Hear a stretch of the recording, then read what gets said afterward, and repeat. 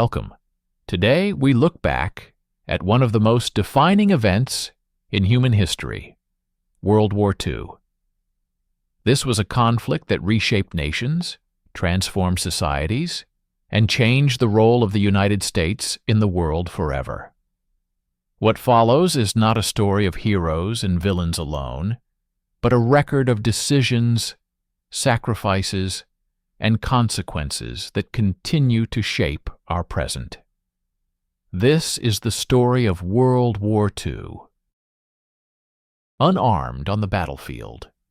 In World War II, there was a group of American soldiers who entered combat without rifles, without grenades, and often without any real means of defense. They wore the same uniforms as everyone else, marched with the same units, and faced the same dangers.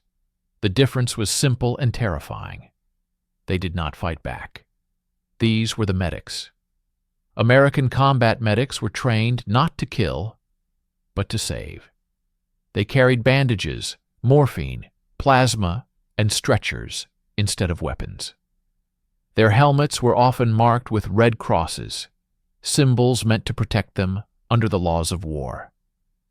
In reality, those markings sometimes made them more visible targets. Medics were embedded directly with infantry units.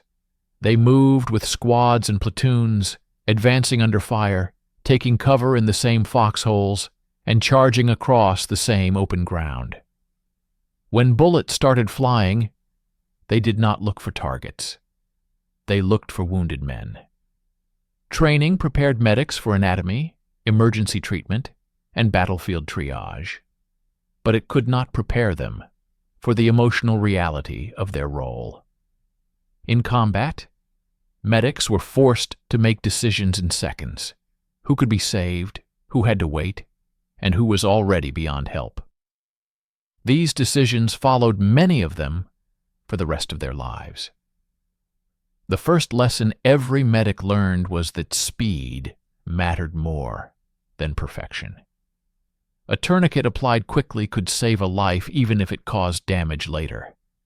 Morphine could dull pain long enough to move a wounded soldier, even if shock remained a threat. Stopping bleeding was everything. Infection, surgery, and recovery came later. If the man survived the first minutes, medics worked in conditions that bordered on impossible. They crawled forward under machine gun fire to reach wounded soldiers. They dragged men twice their weight through mud, sand, or jungle. They treated wounds in shell craters, ditches, and ruined buildings. Often they worked alone, exposed, and under constant threat. Enemy fire did not stop for medics. In some theaters, especially in the Pacific, medics were deliberately targeted. Japanese forces learned quickly that killing a medic multiplied casualties. A wounded soldier without aid often died. American medics understood this and continued forward anyway. The relationship between medics and the men they treated was unique. Soldiers trusted medics with their lives in the most literal sense. A calm voice, steady hands, and simple words, "You're going to be okay," often mattered as much as the treatment itself. Even when those words were not true, they gave men something to hold on to. Fear was constant, but medics learned to suppress it. Hesitation meant someone bled out. Panic meant hands shook. Discipline kept them moving. Many later said that fear did not disappear. It was simply pushed aside until there was time to feel it. American medics did not keep score of enemies killed or positions taken. Their victories were quieter, a pulse restored, a man breathing again, a stretcher carried far enough to reach an aid station. These victories rarely appeared in reports, but they shaped the survival rate of entire units. By the end of the war, American medical care had advanced dramatically because of these experiences. Survival rates were higher than in any previous conflict. Techniques developed under fire would shape civilian emergency medicine for decades. But none of that mattered in the moment. In the moment, a medic heard a cry for help and moved toward it. Unarmed, unprotected, and absolutely necessary. First contact, treating wounds under fire. The first time a medic treated a wounded soldier in combat was a moment that never faded. Training had prepared him for procedures, for pressure points and bandages, for the names of bones and arteries. Combat erased that structure instantly. There was no clean ground, no calm patient, no controlled environment. There was noise, panic, blood, and time slipping away. Under fire, medics learned to triage instinctively. The first glance decided everything. Who was bleeding out? Who could wait?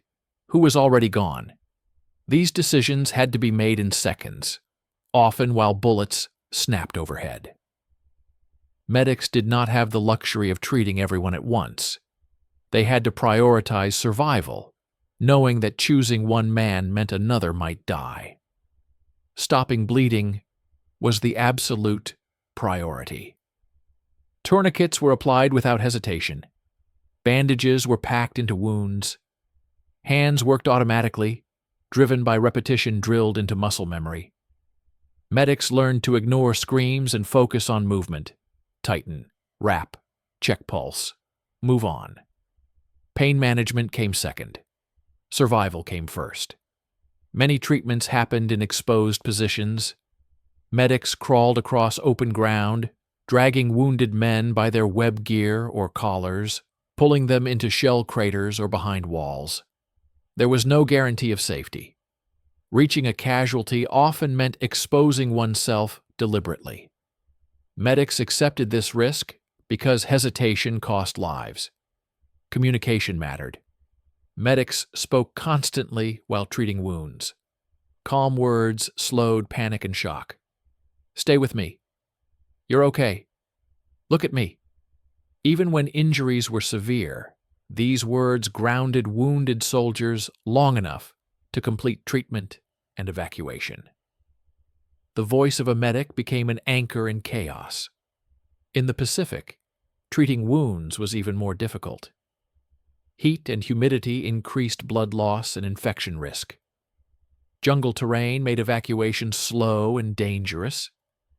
Medics worked in mud and water, often kneeling in blood-soaked ground while insects swarmed. Supplies ran out quickly. Improvisation became routine.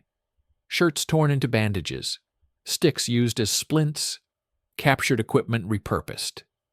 European battlefields brought different challenges. Cold caused shock faster. Mud and snow contaminated wounds. Buildings collapsed, trapping casualties under rubble. Medics treated injuries inside cellars, barns, and ruins, often with little light. In urban combat, snipers and artillery made every movement dangerous. Medics learned to time their actions between explosions. Evacuation was never guaranteed. Getting a wounded soldier to an aid station could take minutes or hours, depending on the situation. Medics coordinated with litter bearers and infantry whenever possible, but often had to move casualties themselves. Carrying a wounded man under fire was exhausting and exposed, yet it happened constantly. Medics also treated psychological injuries, even when they were not formally recognized. Soldiers in shock froze, unable to move or respond. Medics learned to slap faces, shout commands, force focus. They did whatever was necessary to get men moving again, or to keep them alive until help arrived. Loss was unavoidable. Medics could not save everyone. Some men died despite perfect care. Others died because the medic arrived seconds too late. These moments haunted medics deeply. They remembered faces, names, and final words. Many carried these memories silently for decades. Despite this, medics continued forward. There was no rotation away from danger. When a unit advanced, the medic advanced with it. When a unit was pinned down, the medic stayed exposed with the wounded. Their role was constant, immediate, and unrelenting. The presence of a medic changed how soldiers fought. Knowing that someone would come for them under fire gave men courage. It allowed them to move forward knowing they were not alone. This trust became a powerful force on the battlefield. For medics, first contact with wounded soldiers defined their war. From that moment on, combat was no longer abstract. It was personal, and it followed them everywhere, carrying the wounded, evacuation, exhaustion, and survival saving. A life did not end when the bleeding stopped. For American medics, treatment was only the beginning. The next, and often harder task, was evacuation, moving a wounded soldier from the point of injury to a place where surgery and long-term care were possible. This process was slow, dangerous, and physically punishing, and it took place while the battle continued around them. Evacuation routes were rarely clear. Paths changed constantly as units advanced or fell back. Medics learned to read terrain quickly, choosing routes that offered cover from fire and the shortest distance to aid stations. Often there were no routes at all. Wounded men had to be carried across open ground, through forests, up hills, or down into ditches, while shells burst nearby. Litter bearers, usually infantrymen assigned temporarily, worked alongside medics. Together they lifted stretchers under fire, moving in short rushes, dropping to the ground when fire intensified. Communication was shouted and fragmented. A stumble could spill a wounded man onto the ground. A moment's delay could reopen bleeding or send someone into shock. Exhaustion became constant. Medics ran, crawled, lifted, and dragged without rest. They carried packs heavy with medical supplies, then added the weight of wounded bodies. Hands blistered, muscles cramped, breathing burned. Yet the work did not slow. Another call for help always came. In the Pacific, evacuation was often the most dangerous phase of care. Jungle terrain turned every movement into a struggle. Mud swallowed boots, steep slopes and coral rock tore skin and clothing.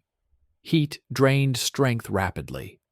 Medics and litter teams moved slowly, knowing that enemy positions could be hidden only meters away. Night evacuation brought its own dangers: limited visibility, sudden attacks, and disorientation. In Europe, evacuation routes passed through villages, hedgerows, and ruined cities. Buildings provided cover, but also danger. Snipers targeted movement. Artillery fell unpredictably. Roads were cratered and mined. Vehicles could not always reach forward areas, forcing manual evacuation over long distances. Winter conditions made everything worse. Snow and ice turned stretchers slippery. Cold stiffened fingers and slowed reactions. Aid stations were often improvised. Cellars, barns, tents, or shell-damaged buildings became temporary medical centers. Medics handed casualties over to doctors and nurses who worked under constant pressure. Blood transfusions, surgery, and triage continued without pause. The goal was speed, stabilize, operate, move on. The chain of survival depended on every link holding. Medics rarely stayed long at aid stations. Once a wounded man was handed off, they returned forward. There was no sense of completion. The battlefield continued to produce casualties, and the medic's place was where the fighting was thickest. Rest came only in fragments, if at all. Emotionally, evacuation was draining. Medics built brief connections with wounded men, sometimes only minutes long, then left them behind. Some survived, some did not. Medics often never learned the outcome. This uncertainty weighed heavily. Faces blurred together. Names were forgotten, then remembered unexpectedly years later. Despite the strain, evacuation saved countless lives.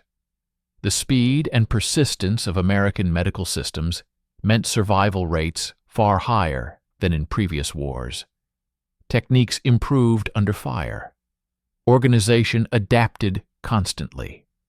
What began as desperate improvisation became refined practice, even as conditions remained brutal. For the wounded, seeing a medic return again and again was a sign of hope. It meant someone had not forgotten them. It meant the system worked, even when everything else felt broken. For medics, evacuation was the quiet proof of purpose. They did not advance territory or capture objectives. They carried men out of chaos, one stretcher at a time, keeping units alive long enough to continue fighting. The battlefield never paused for exhaustion, and neither did the medics. Under target, medics as marked men. In theory, the Red Cross was protection. Under the laws of war, medics were not to be targeted. In practice, World War II did not respect theory. For American medics, the symbol that marked them as healers often marked them as priorities. Enemies understood a simple truth: kill the medic, and the wounded die. Many medics removed or covered their Red Cross markings after seeing how quickly they drew fire. Others kept them visible out of duty or necessity. The choice was personal and dangerous either way. A visible medic might save lives faster by being recognized by friendly troops. He might also be shot the moment he stood up. In the Pacific, targeting medics was common. Japanese units learned that eliminating medical support multiplied casualties and slowed advances. Medics were ambushed while moving to wounded soldiers. They were shot while treating men in the open. Some were killed while carrying stretchers, hands full, unable to dive for cover. Survivors learned to move low, to time their actions between bursts of fire, and to treat wounds in the smallest pockets of cover available. European battlefields offered little more mercy. Urban fighting exposed medics to snipers who watched for movement rather than uniforms. Artillery did not discriminate. Shell fragments tore through aid stations and evacuation routes.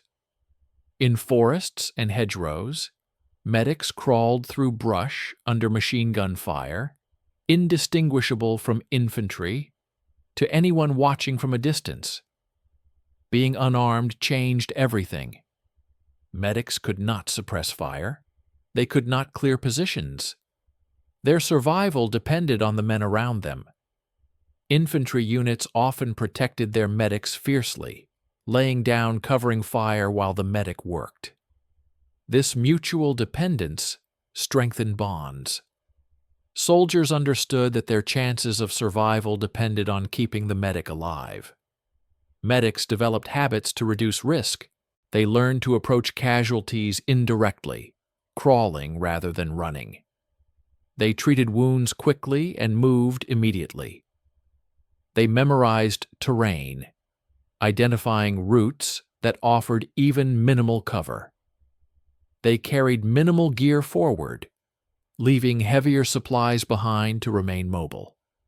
Every movement was calculated. The emotional strain of being targeted was intense. Medics heard the same incoming fire as everyone else, but they had to expose themselves deliberately. Fear was constant and rational. Courage in this role meant choosing to move anyway. Many medics later said they were never fearless, only committed. Some medics carried weapons unofficially, despite regulations. A pistol hidden in a pocket, a rifle left nearby. These were last resorts, used rarely, often reluctantly. The knowledge that they might have to defend themselves conflicted with their identity as healers. Most preferred to rely on speed, cover, and the protection of their unit. Despite the danger, medics continued to operate forward. Their presence altered battlefield behavior. Soldiers took risks knowing help would come. Units pushed forward because wounded men could be evacuated. The medic became a stabilizing force in chaos, even as he stood at the center of danger. Casualty rates among medics were high. Many were killed or wounded multiple times. Some received decorations for valor rarely matched by combat troops. Yet recognition mattered little in the moment. The work continued regardless of awards. Being a marked man changed how medics saw the war. They experienced combat not as an exchange of fire, but as a constant series of crises. They saw wounds up close, felt pulses fade under their fingers, and heard final words meant for families far away. The war was not abstract or tactical. It was immediate and human. The Red Cross did not stop bullets, but it did something else. It reminded everyone, friend and enemy alike, that amid destruction, there were still men trying to save what could be saved. Combat fatigue, moral weight, and the breaking point. For American medics, the war was a continuous accumulation of moments that never fully released their grip. Unlike infantrymen who alternated between fighting and holding ground, medics lived in a permanent state of reaction. Every cry for help demanded movement. Every pause carried the possibility of another casualty. Over time, this constant exposure pushed many medics to a breaking point few others experienced. Combat fatigue was not weakness. It was the natural result of prolonged responsibility for life and death. Medics could not switch off emotionally without endangering the wounded. They had to care deeply, again and again, even as losses mounted. The effort to remain calm while surrounded by suffering drained them faster than physical exhaustion alone. Moral weight accumulated quickly. Medics remembered the men they saved, but they also remembered those they could not. They remembered choosing one casualty over another because time allowed only one. They remembered moments when supplies ran out or evacuation was delayed. These decisions, made under fire, followed them long after the fighting ended. In some battles, the number of wounded overwhelmed all capacity. Aid stations filled beyond limit. Medics worked without sleep, hands numb, minds dulled by repetition. They learned to function on instinct, performing procedures without conscious thought. When the flow finally slowed, many collapsed where they stood, unable to continue. The pressure was intensified by the absence of recognition in the moment. Medics did not advance lines or capture objectives.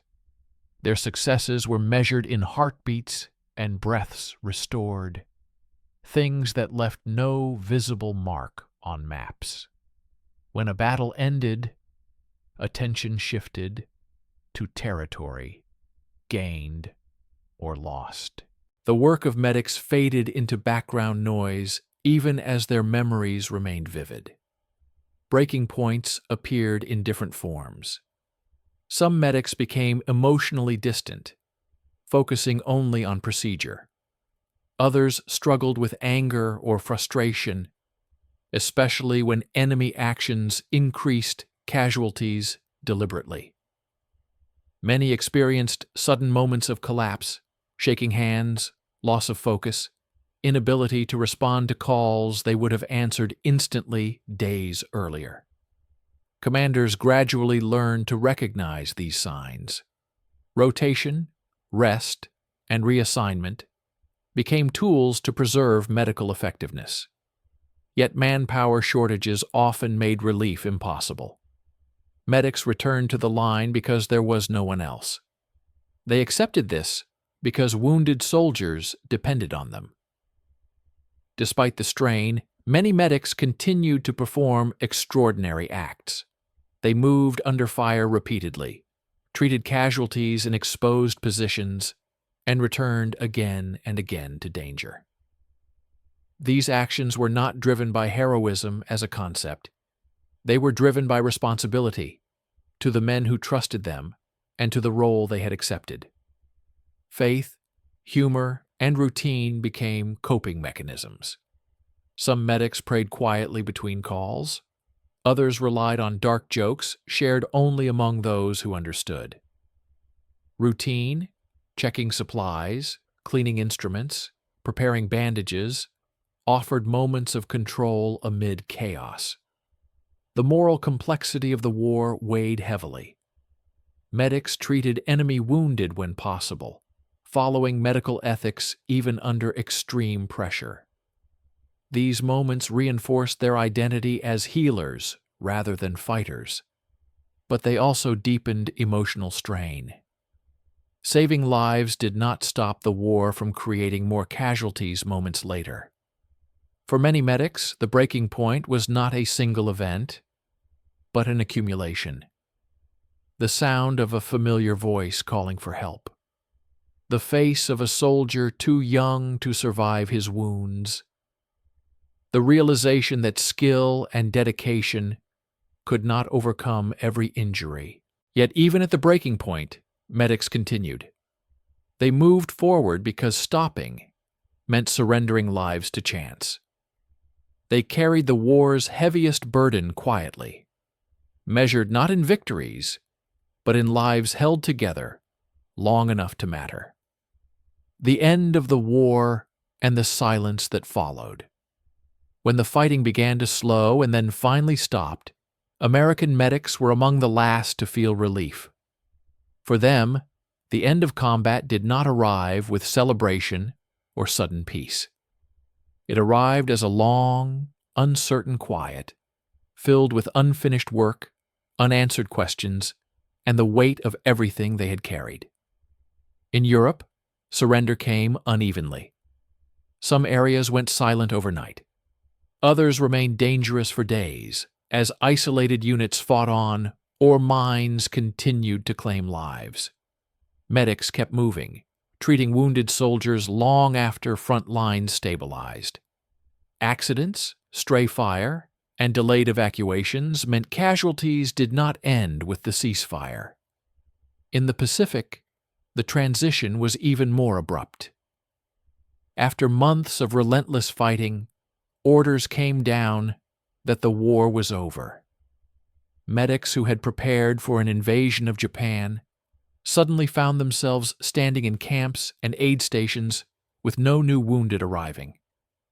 The sudden absence of screams, orders, and explosions felt unreal, almost threatening. Many later said the silence was harder than the noise. The work did not stop immediately. Thousands of wounded still required care. Evacuation chains remained active as soldiers were moved to hospitals, ships, and transport aircraft. Medics assisted in stabilizing men who had been wounded in the final days, knowing that survival now depended on steady hands rather than speed under fire. Prisoners of war and civilians required medical attention as well. Malnutrition, disease, and untreated injuries were widespread. Medics treated people who had suffered for years without care. These encounters broadened the scope of their role, forcing them to confront the war's human cost beyond their own units.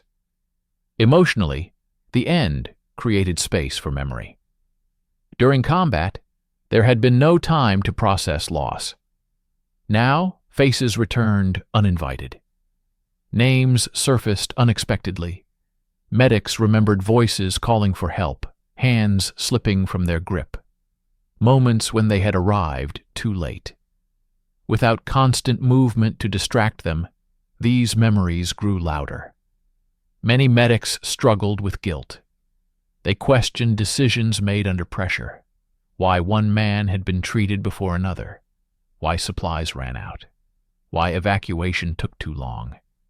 Intellectually, they knew they had done everything possible. Emotionally, the doubt persisted. The end of the war did not erase those questions. Units began to disband. Medics were reassigned, rotated, or sent home. Goodbyes were brief and awkward.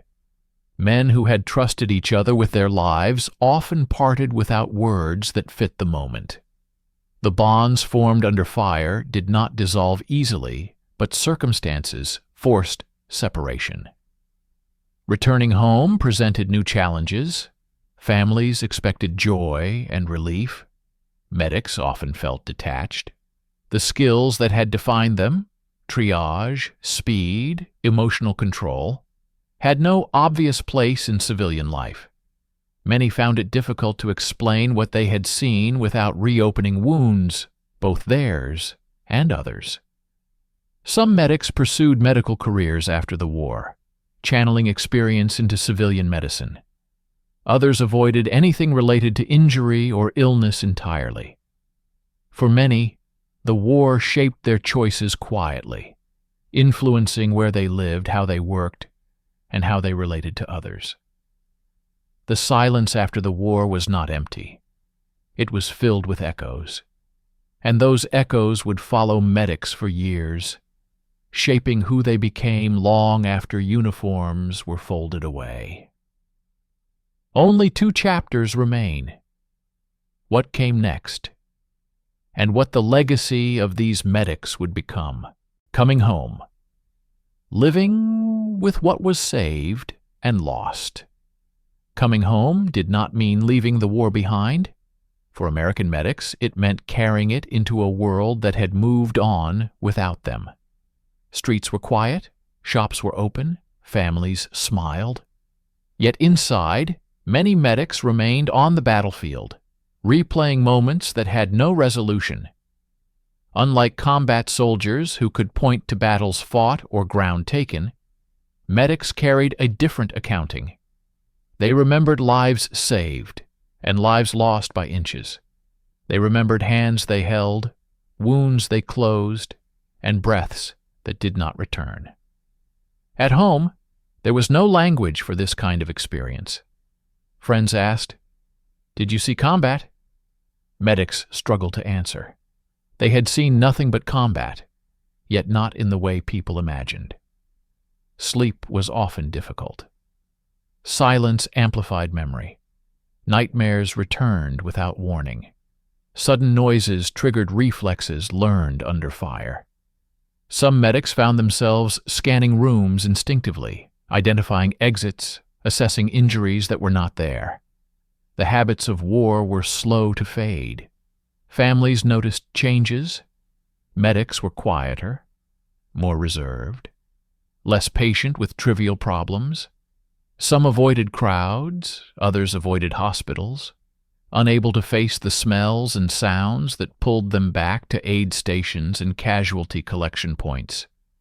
Many chose not to speak about the war at all, believing that explaining it would burden those who had not lived it. Civilian life offered few outlets for processing moral weight. There was no formal recognition for combat stress, no language for survivor's guilt. Medics carried responsibility without acknowledgement, questioning whether they could have done more even when they knew they could not. This quiet self-examination became a lifelong companion. Yet many medics also carried resilience. They had learned to function under pressure, to prioritize, to act decisively. These skills translated into civilian life in unexpected ways. Some became doctors, nurses, or paramedics, continuing to save lives with the same steady hands.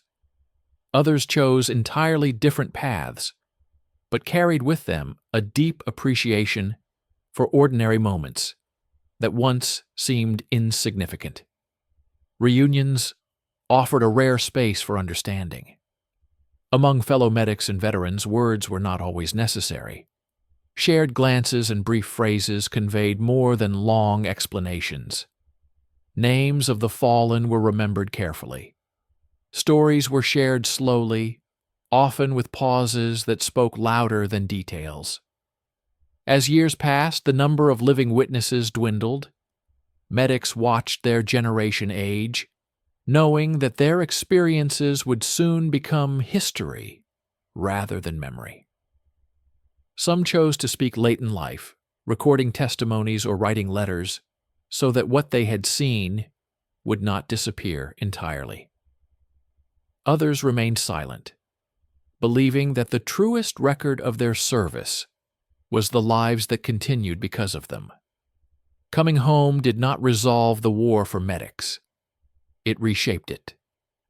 The battlefield moved inward, becoming a private landscape of memory, responsibility, and quiet endurance. What they had carried under fire, they now carried in peace. One chapter remains: what their service changed and why it still matters.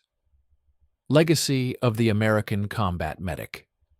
The legacy of the American combat medic in World War II is not written in captured territory or enemy casualties. It is written in lives that continued, quietly, anonymously, and often without anyone ever knowing why. Medics did not change the course of the war with firepower. They changed it by reducing its cost, one wounded soldier at a time. Their first legacy was survival through speed and skill. Before World War II, battlefield medicine was limited and slow. Medics transformed it under pressure. Techniques for stopping bleeding, preventing shock, and rapid evacuation were refined in real time. The result was unprecedented survival rates. Men who would have died in earlier wars lived because a medic reached them in minutes instead of hours. The second legacy was ethical endurance. Medics carried weapons of care into environments designed for destruction. They treated enemy wounded when possible, honoring medical ethics under conditions that tested the limits of humanity. This commitment reinforced the idea that even in total war, there were lines that should not be crossed. Their presence reminded units that the war was fought by people, not machines. The third legacy was trust. Soldiers fought differently knowing a medic was nearby. They advanced with greater confidence, took necessary risks, and held positions longer because they believed help would come if they were hit. This trust became a force multiplier as real as artillery or armor. Units with effective medical support sustained combat effectiveness far longer than those without it. The fourth legacy was psychological cost. Medics carried burdens that few others shared. They witnessed suffering continuously and made decisions that could never be revisited. Many lived with unanswered questions for decades. Their experiences contributed to later understanding of combat stress and moral injury, concepts that would shape how future generations cared for veterans. After the war, the influence of combat medics extended far beyond the military. Techniques developed under fire became foundations of modern emergency medicine. World War II reshaped the world we live in today. Its victories, losses, and lessons remind us of the cost of global conflict and the value of cooperation. By remembering this history, we honor those who lived through it and better understand the world they left behind. Thank you for watching, and thank you for remembering.